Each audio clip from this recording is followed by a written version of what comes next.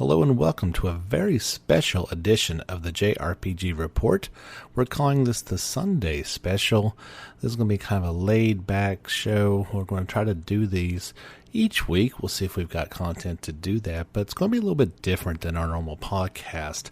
We're not going to be talking about the news, but we will be talking about certain interviews or key things that have gone on in the world that aren't necessarily news, but that we don't cover in our normal podcasts. I plan to play some soundtracks from some of our favorite JRPG titles as well. So kind of just a relaxing, like I said, Sunday listen, something maybe you can start off your work week with, whatever you choose to do. But it's going to be a little bit long.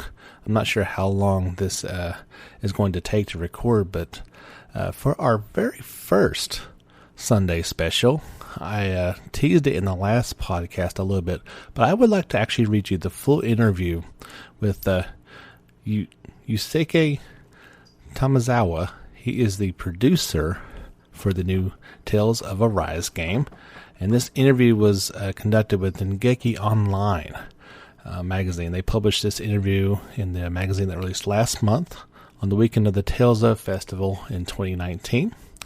The interview was published on their website, and that's what I'm kind of reading this from. You've probably seen a few video interviews with this man as well over the past couple of days, but this was the entire interview. It lays everything out there, and it looks like that's what they're going to do from here on out, is kind of be real transparent with the fans, let them know the changes that are going to be made. But let's get into that. But before we do, I want to take one quick break to mention our sponsor, Anchor, and they will get back to the full interview here on the JRPG Report. All right, fans, sit back and relax. So let's talk about this interview. They first talk out, they said the long-awaited new mothership game, Tales of Arise, has finally been announced. I'm sure the fan reaction has been enormous. Please tell us about how you felt in seeing it. Tomizawa replied, "We initially announced the game at E3, but since it was a foreign event, I didn't see the Japanese reaction. Now that we've begun sharing news through Tales channel, our blog, and my own Twitter account, fans can get news whenever and wherever we publish it. After the E3 announcement, we were seeing reactions on social media all night long. It seemed like we just looked up and it was 5 a.m. The jet lag never ended," he laughs. So that was my main feeling. Through social media, we were seeing reactions from everywhere across Japan, Europe, and America at once. As for the preview video, it was all about the new graphics. We wanted it to feel like Tales, but like it was evolving, and in some ways, we were being a bit relieved. In some ways, they were a bit relieved. The preview video was to express that we were going to make sure to respect the traditions and evolution of series staples. We've all had kind of responses, questions like, is this element I love still there? Game mechanics and art. There's a lot we still can't reveal, so I hope everyone keeps an eye out on our news feeds. Next question. Has anyone asked if you're making the announcement at E3 means you'll be considering the foreign market more strongly? Tomizawa answered, "I do think we need to change our communication strategy. Previously, we'd make our announcement at a Japanese event, and then make the foreign announcement about a month later, even for games with simultaneous releases. There are reasons for this, including policy, PR concerns, and localization, but it meant that foreign markets couldn't have fun along with the rest of us. We've had very passionate fans ever since Tales of Symphonia." That's so cool that he mentioned Symphonia from a personal note, as that was my first Tales of game on the GameCube, and it got me a lifelong love of this series. He continued, "The pre-PS3 version of Tales of Vesperia wasn't sold abroad at all, which is why we answered them by announcing the Definitive Edition, a remaster of the PS3 game. We received so much gratitude and support for that we decided to do the same for Tales of Arise. We're targeting a worldwide simultaneous release for that game as well. Some information will be released abroad first, and there will be maybe material targeted at Japanese fans, which will reach Japan first. We want to balance our PR between all regions. We're also collecting information globally via social media. We will assume future interviews will be distributed very quickly, which we will hope will allow fans to share information and work as a worldwide community. We think this preview video showed fans of the series our new approach, but we do know that they don't want things to change too suddenly. So we're working on a custom shader built for facial expressions so that the characters still look like Tales of characters, even though it's in Unreal Engine 4. What we want to communicate is a long process of evolution that will put long-term fans at ease. Next question asked, do Japanese and foreign fans want nearly the same things? He answered, as far as characters are concerned, they're the same. I've been to some foreign events, and they showed me that regardless of race or language, people are people. I saw people cosplaying Tales of characters at Anime Expo, and their love for the characters was the same. The light in their eyes was the same. In that sphere, they are the same. That said, they want something a bit different in gameplay. Next question says, so you announced the voice actors for the main characters at the Tales of Festival 2019 because you thought Japanese fans were waiting for that specifically? Tomizawa answers, that's right. This time of year, it's always E3 and then Tales Fest. So we decided from the start to use a two-phase strategy, revealing the setting and game at E3 and then getting deeper into the characters at Tales Fest. We knew Japanese players would be waiting for character reveals, so we wanted to get them hyped before sharing information here at Tales Fest. Whenever a game is released, we have the cast at the next Tales Fest. Similarly, once we've showed the character designs at E3, we wanted the fans to share in the anticipation and uncertainty of whether those characters would become a family when they came to Tales Fest. The next questions. The whole arena certainly screamed when the characters' names of voice actors were announced. I see that was as you planned. The main character, Alphen, is voiced by Takeuchi Sato, and the heroine, Shion, is voiced by Shimojoji. I guess that's how you pronounce it, I'm not sure. Can you tell us about any considerations you had when casting? We had many candidates audition as usual. The entire team contributed to the judgment, but in general, I don't think there's anything different from choosing someone who can express what we want the character to express. We do consider how they'll perform on the stage at Tales Fest, and players want us all to love our characters, including the cast. That is all, just as before. Next question was, so I know the foreign sales are as much or maybe even more than domestic. Foreign treatment of some subjects, for example, LGBT, is a bit different from in Japan. Are you changing your own treatment of any subjects to account for worldwide sales? He answered, it is an era where we have to be mindful of things like cultural differences. Not only Tales, but any game has to be aware of and respond to audiences from anywhere in the world. Still, we won't change so many things so quickly that we lose what makes Tales beloved. The next section is called A Game to Revitalize the Brand. The next question says, apart from the way you announced it, the most surprising thing about Tales of Arise was the use of the initial letter A. He answered, very true. We do know that A has already been used. With a series going on for 24 years and other letters being used even outside the mothership games, we're running out of letters, he laughs. We did consider a number of titles that didn't reuse a letter. The truth is, Arise was the game's working title in development. Of course, the name is relevant to the story, but also it was a project that had to arise to the job of making the series able to continue forward, and that was part of the code name. We have a marketing team distributed all over the world, and we received hundreds of proposals. In the end, we believe that Arise best expressed what we wanted to do and our determination to revitalize the franchise. We really didn't think very hard about this, he laughed. The thing is, we aren't making riddles here. We discussed very seriously whether sticking to the letter system was more important than expressing our feelings. Some in the development team felt so strongly about it that it was worth breaking the rule for. For myself, the discussion strengthened my own feelings on the matter. The question did come up, quote, when will we stop making will we stop making games when we run out of letters? He laughed again. I'm in charge of the brand from this release. The 25th anniversary is coming up, and the 30th and 35th will come after. I don't want to spend that time counting down the games we have left. If we're going to reuse a letter sooner or later, I'd rather make the reuse itself have meaning, to express something in the act of doing it. That doesn't mean we won't consider letters in the future, but this decision was made with the game's meaning in mind. Next question. Then what's the official abbreviation for this title? TOA is already used by Tales of the Abyss.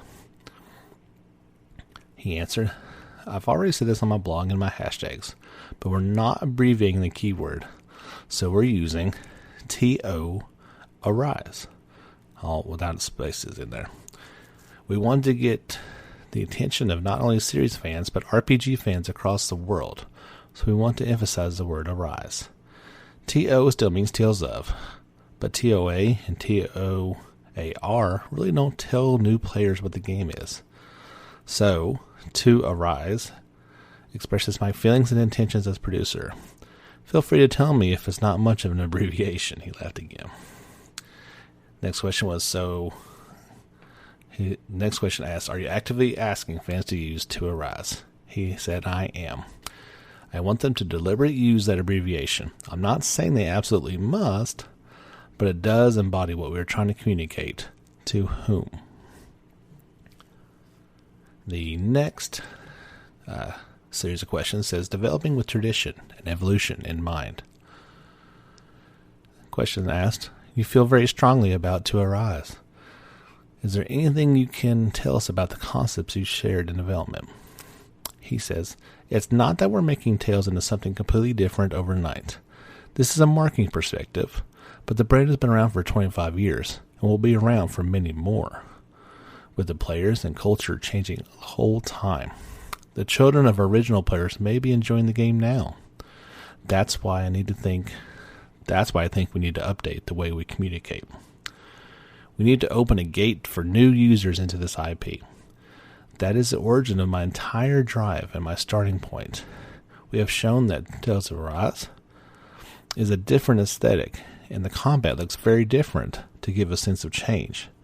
But we have discussed a great deal on what and how much should change. Neither tradition nor evolution works on its own. We decided that from the start. Next question says, it seems bold enough to change as much as you have. Was that your own decision? He answered, it was more that people wanted it than I personally did. When you're creating something, there are times for one person to make a call and times to balance all perspectives. Sometimes you change one thing, then something else needs to be changed. So you have to consider multiple angles when you make a decision. Our game is made up of many complex parts, and there are some things that simply could not be changed. We had to look at each component and how it fit into and develop from Tales' history. We had to look at what users wanted, whether they would reject something if it was changed, or if there was something we could change. The development team is working out all these things in detail. The next question asked, by the way, is Arise new because it has all new staff, or are you having old staff make a new product? Tomizawa answered, we have old and new staff working together. As far as who is working on what, we've only revealed Mr. Ayamoto, but we have staff from Tales of Berseria, as well as legendary staff members who have been with us since Tales of Fantasia. With so many perspectives all over Tales, we also get many suggestions of things that can or should be changed. Sometimes these perspectives are in conflict. The staff has different levels of experience, so they have different ideas of what is series tradition and series evolution, and discuss it a lot. Through that, they make their own experience into something real. They asked, You produced Tales of Vesperia Definitive Edition. Has that experience helped you here? He answered, my own first Tales games, when I played, was Vesperia. And when I saw the fan reaction as a creator, to series traditions like animated cutscenes, to how they received the game design and enjoyed it even after all this time, it gave me confidence in my ability to create. But I do know that it was a remaster, and Tales of Arise is an entirely new product. So I'm working on two opposing rails, trying to predict the fans' reactions. The next section is called Evolution, but Still Recognizable. Tales of Berseria was released on PS3 and PS4. This game is on PS4, Xbox One, and computers running Steam. I'm sure you thought a lot about how far you could push the graphics, but what was that like? Tomizawa answers, there's a gap between PS3 and PS4 specs, which led us to decide to use Unreal Engine 4. Previously, we used in-house engines, so it was a decision between what we'd build up and what UE4 was capable of. What ultimately tipped the scales in UE4's advantage was producing atmosphere and rendering things like light. But out of the box, Unreal Engine 4 renders a realistic aesthetic that you can find anywhere, so you won't get that Tales feeling, and we won't stick out from the crowd. So like I said, we're using Unreal Engine 4, but implementing a custom shader. For instance, we scale down the background and add detail to the foreground, making the video look more natural. So when you see characters, you get a sense of depth of field. It's what's in front of you is vivid, and the background fades away like a painting. It took a long time to reach that point. At first, we tried a hand-drawn style shader, but it made the characters look dumb. He laughed. The staff said it would look low detail and like gamers would mistake it for low resolution, and that's not what we were going for. We tried to strike a balance between showing the characters and the environments. When we added motion in, we continued tuning. Mr. Awamoto, the graphics developers, and the visual design team worked very hard together, and now we have a unique style we're proud of. Mr. Awamoto is now the sole character designer on the game. Why was that, they asked. He responded, mainly for a consistent sense of world. That's why we had all the characters designed together within the world. Characters and worlds match, and we can achieve a higher level of immersion. Also, Mr. Awamoto is not the only character designer, but the art director. There's always something you can tweak in the game. That's a good reason to produce in-house, and we wanted to show how far that could go. This is very different from our previous approach of making adjustments to complicated illustrations. If something looks wrong in the game, it's easy to change the colors and so on. By having one point of decision for the work, those opportunities have increased. They asked, so you're saying the illustration you've already released could still be updated until it's complete? He answered, correct. Or if we complete a 3D model, but once it's rendered in the game and we want something changed, we can do it. For instance, often when exploring, the ability right the character's back. When we rendered Alphen's sword, it gleamed in the light, and we thought it was a better look. We could change how it would lay on his back to fit. There are parts of character design that only come to life when the model is in the game.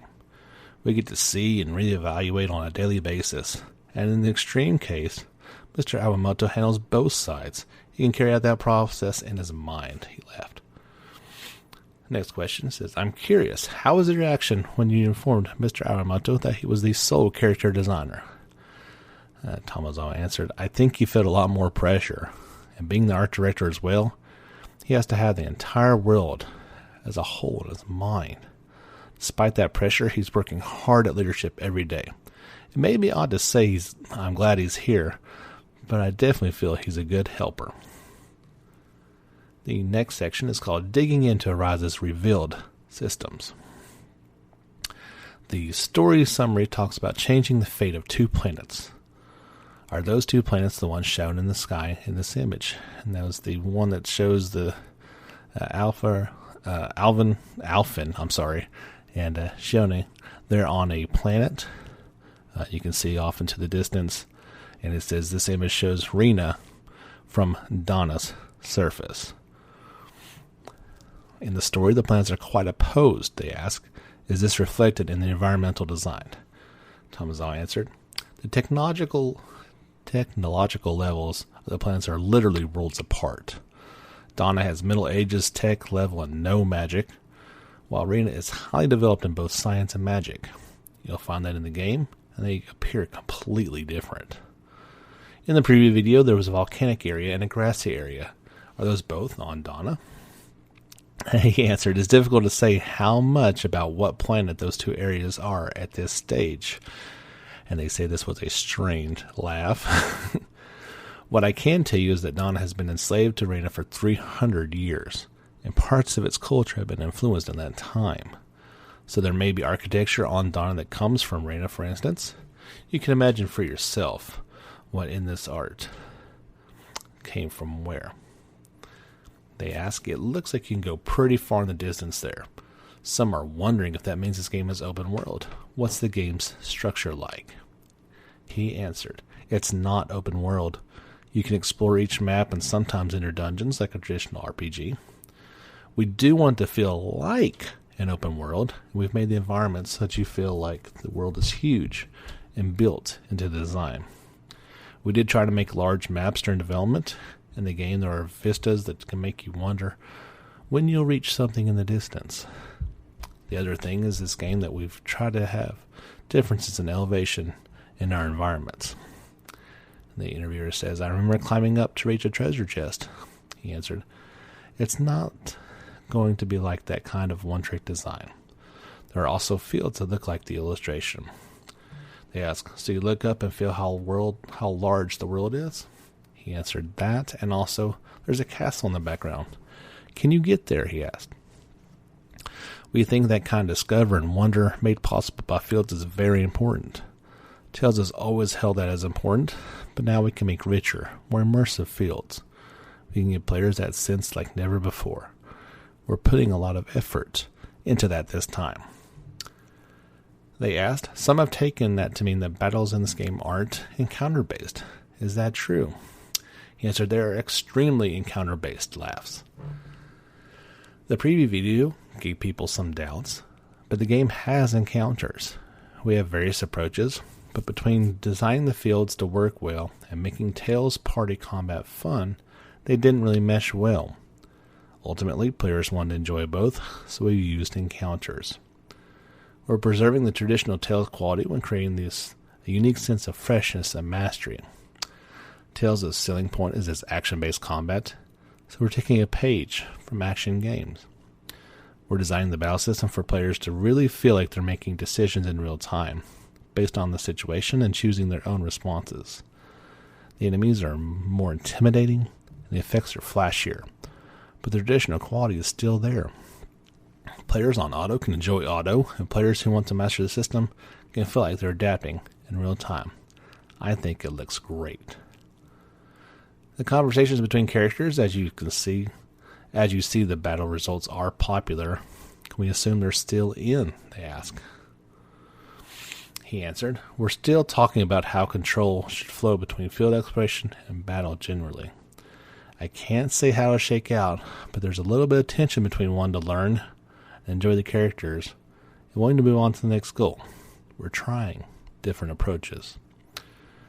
They ask, you were the producer on games like God Eater and Code Vein. Are you applying that experience to combat here? He answered, like I said before, it's mostly that responsive battle idea. For instance, we don't want it to be the kind of combat where a gauge goes up based on events in combat, so you fight while watching the gauge. We want players to look at what the enemy is and what they're doing and how they're attacking, and choose how to respond out of all their options.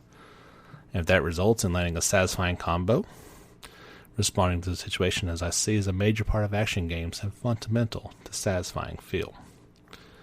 I've worked closely with the battle designer on that. I can't say a lot about the details yet, but I think it feels plenty like an action game. But that doesn't mean the battles will be harder, he laughed. I just want the people to want to master the system and to feel in control and satisfied. They asked, but the battles are party-based, right? He answered yes. You saw Alphen and Shoni in the preview video, but there are more characters. They asked, you can't have a Tales game without animated cutscenes, an opening song, and skits. Will we see those? We've been talking about when and how to use animated cutscenes since the start. UFO Table is doing the animation for the game, and I think you'll get what you want from them. On the other hand, we hope that from the preview video, you saw just how far 3D rendering has advanced. We're expecting the quality and expressiveness of the 3D to change the game's relationship with animation a bit. We've been talking about what makes the most appropriate place to use which type of cutscene from the beginning of development, wondering if this is a place for evolution or change. But we will not remove animation altogether.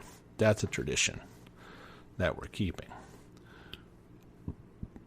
One of the series' mainstays fans love, Noto Sakabura's soundtrack. Are you bringing in new blood there as well? He answered, I can't reveal who's in charge of sound at this point, but the preview video we showed at Tales Fest used a different soundtrack from the one at E3.